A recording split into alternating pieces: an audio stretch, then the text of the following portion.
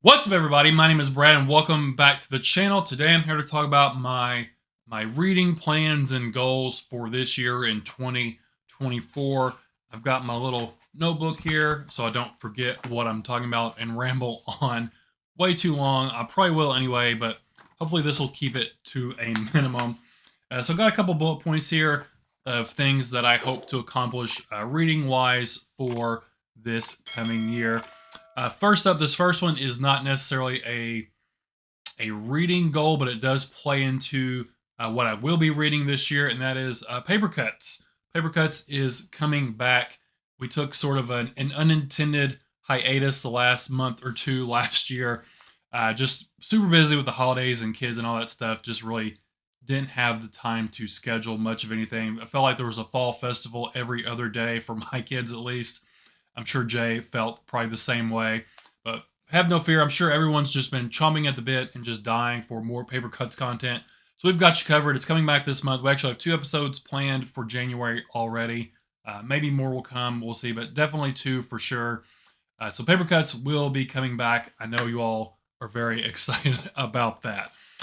So next up is the Spine Breakers Book Club. Bringing that back this year for 2024. I did an absolute terrible job as the host of a book club with the Spine Breakers Book Club last year. As far as picking books and reading books, I was just terrible at it. So this year, one of my goals is to actually follow through and have a successful full 12-month period of the book club. And we already have, we're reading the current book for January. Dust Jacket's back there on the shelf. We're reading The Reformatory by Tana Reeve-Dew. And in the last video, I was on page like 60 something. I don't know. I'm on page 102 now. I'm going to be starting chapter 10. And the ghost stuff is finally starting to happen. I'm really enjoying it. I'm excited and trepidatious about where this story is going to go because I know bad things are going to happen. I don't know why I'm holding it up because it's just black. Anyway, but I'm very much enjoying the book so far. So that is January is The Reformatory by Tana Reeve-Dew. And we already have the picks for February and March selected as well. So for February, for Spine Breakers, we're going to be reading The Night House by Yo Nesba. I believe is how you pronounce his name. I even looked it up before this. I'm still probably messing it up.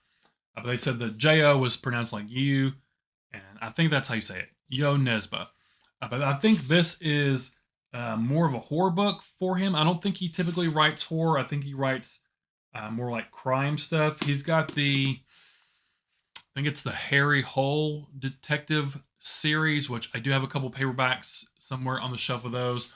I've never read this author before, but this cover is just absolutely dope. I love this cover. My kids don't like it. They don't like the scary guy in the window there.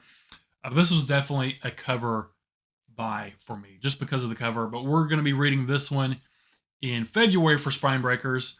I'll give you a little taste about what it's about.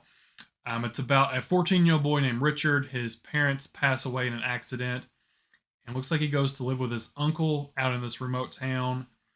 And then he starts hearing this weird voice in his head. And they end up going to this haunted house, it looks like. I don't want to give too much away. They go to an abandoned house in the Mirror Forest. And I think the phone rings there and stuff. So it sounds cool. It sounds interesting. I think, like I said, this might be a bit of a departure from what this author typically writes, but I'm excited for it. So that's February. And then for March, we're going to be reading Mayfly by C.J. Lead. This one is from Tor Nightfire. This one's been described as American Psycho, but instead of the main person being a male, it's female instead. And I did start this book last year. I read the first couple chapters. And I set it aside not because I wasn't enjoying it, but because other books just took my attention over top of this one. But the girl, she works at, it doesn't mention it by name, but she works at Disney World and she dresses up as either Anna or Elsa. So she's one of the Disney princesses, which is kind of funny considering she's like this psychopath, which I just thought was funny. So I'm excited to restart this one and finish it all the way through. Like I said, I was enjoying it. Just other books ended up taking priority, and this one just kind of got shuffled off to the side unintentionally. So March is going to be Mayfly by C.J. Lead. So if you're interested in reading any of these books, January is Reformatory, February is the Night House, and March is Mayfly. The link to my Discord where we're going to be discussing the books is going to be down in the description if you'd like to join in. And it's read at your own pace. I'm a slow reader, so I'm usually the last one to finish up. Crystal from Fiber Archie, she's already like 400 pages into this, and I'm just like 100 pages into it. But if you're interested, like I said, join in, read at your own pace, chat about the book. It's a lot of fun. I'm hoping to get more people involved in that, get the discussions larger as we talk about these books throughout the year. I'm rambling, so I'm going to try to speed this up a little bit. So that was Spinebreakers Book Club. Next up, so I'm going to do these out of order because it makes more sense this way, but I'm going to try to do the Read What You Own challenge, which I know a lot of people started last year. I'm late, so I'm always late to everything. So I'm going to start it this year, starting this month in January. And for me, a lot of people are setting like goals of like reading 100 books before to be able to complete the challenge. And for me, that would take like 2 or 3 years. So it's going to be a much more manageable number for me. I don't know what I'm going to do yet, but I'm thinking like 20 to 25 books will be feasible for my life and my reading speed. So the rules for me is it's going to be physical books only. So nothing, no audiobooks or books on Kindle are going to count towards the challenge. And I have to read whatever it is, 20, 25 books, whatever I set my goal is, before I'm allowed to go out and purchase any new books, or before I'm allowed to check out any library books. Because I'm really bad about having all these books back here to read and then going and getting a stack of books from the library, and then these just sit here even longer and collect even more dust. So that's the stipulations I'm putting on it. It has to be physical books that I own in this room to count towards the challenge, and I cannot buy any new books or check out any books from the library until that challenge is completed. So that'll start in January and run until however long it takes me to read. I think 25 is probably a good number to set. So I'm going to set it as 25 books for the Read What You Own challenge. And that just happens to be my Goodreads challenge as well. I'll set it for 25 books, which typically I set it for 50, but last year I came up short. So I set it at lower so I can hit that goal and feel better about myself. But I'm going to be doing the Read What You Own challenge, so look forward to those coming up. I'll post probably a little short video saying, this is book number 1, I completed this, and so on, throughout the rest of the challenge. So that's Read What You Own. And then to play off that, speaking of library books, later on in the year, once I complete the Read What You Own challenge, I do have a list, have it right here, have a list of some library books. So I'm creating a library TBR of books I want to check out and read specifically from my library instead of going out and purchasing them. Try to cut back on the book buying a little bit, even though that honestly probably won't happen. I have to brag on my library a little bit. They're awesome at getting in new books that I am actually interested in reading. They get a lot of horror and crime books in. So I've got a list, and this needs to be updated because there's more that they have recently acquired that I don't have on this list, but I think there's, 17 something on here. And these are all hardcovers that they have, that books I want to read. Most of them are horror. There's a few other ones that are not, like Yellow Faces on here by R.F. Kuang, and Don't Know Tough by Eli Craner. But most of the other ones are horror books. So like Black Sheep is on here by Rachel Harrison. Black River Orchard by Chuck Wendig. So once I complete the Read What You Own challenge, I want to start checking books off this list that I check out and read from my library. That's one of my goals this year, is to utilize my library more than I already am, because my library is awesome. The kids love it. I love it. It's a great place. So next up, let's see. I want to read more fantasy and sci-fi and other genres outside of just horror, which I normally do. This channel has never been just a strictly horror only channel, but I want to broaden it more and read even more stuff outside of horror. I'm not going to be, horror will still probably be the main genre I talk about on the channel, but I do want to branch out some and read some more stuff. I love fantasy, but I haven't really read much fantasy since starting the channel. Back in, 2022, I think it was, I read Brandon Sanderson's The Stormlight Archive series. Since starting the channel, I've done all of the Harry Dresden files, which I loved. And then recently, last month, I read Legends and Lattes, which I love that book as well. It was a really fun read, and that really got me in the mood wanting to read more fantasy stuff. And I was thinking about it earlier, kind of cozy fantasy like Legends and Lattes was, and it made me think of The Hobbit, which I might go back and reread The Hobbit this year, and then that will spill into reading The Lord of the Rings, which I've never read the complete trilogy all the way through. Back in the day, I read Book One, The Fellowship of the Ring. I started Two Towers, but did not finish it, and I've never read whatever the third book is, Return of the King. So I might read Lord of the Rings this year as well.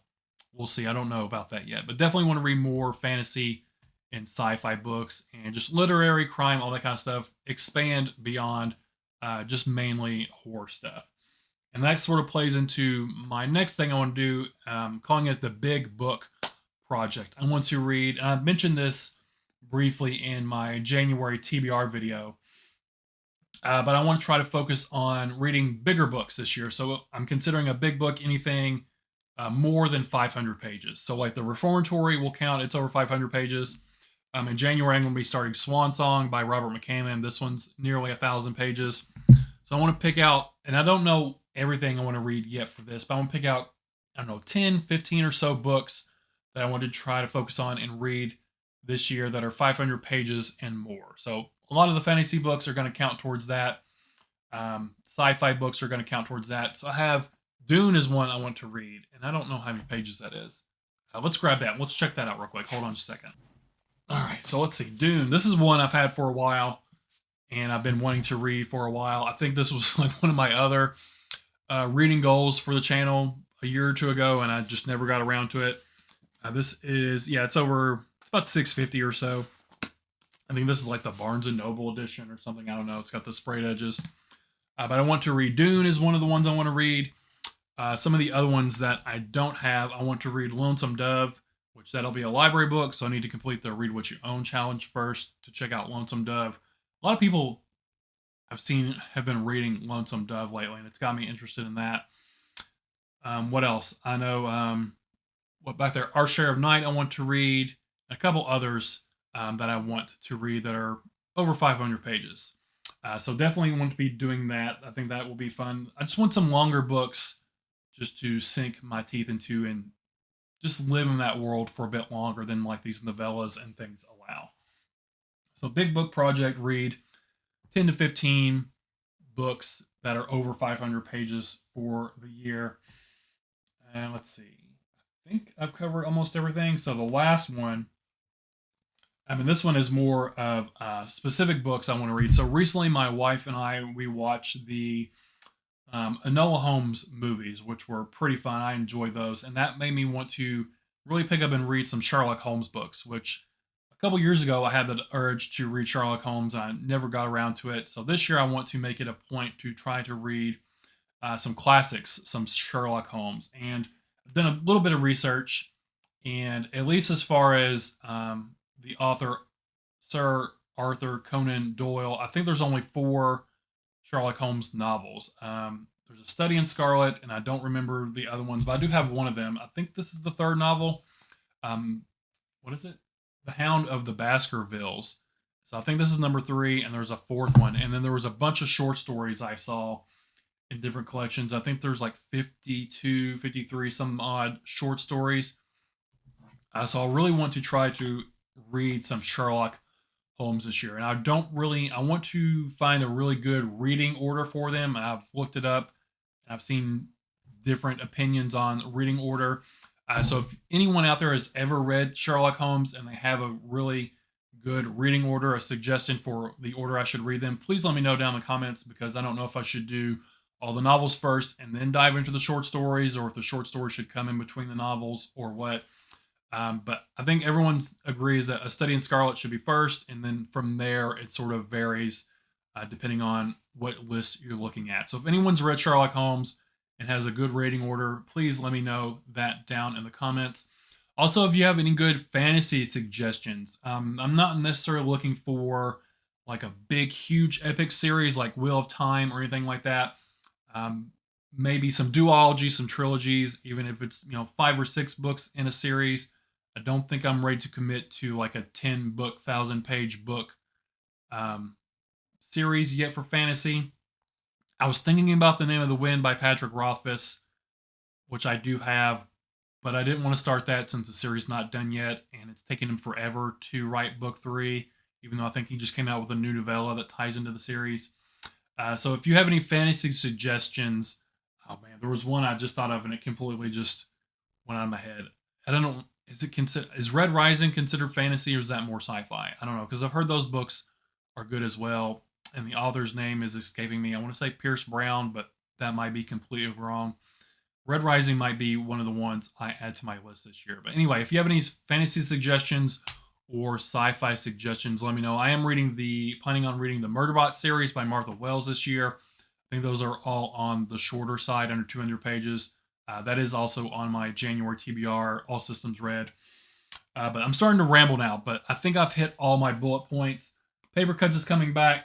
Keep up with Spinebreakers Book Club.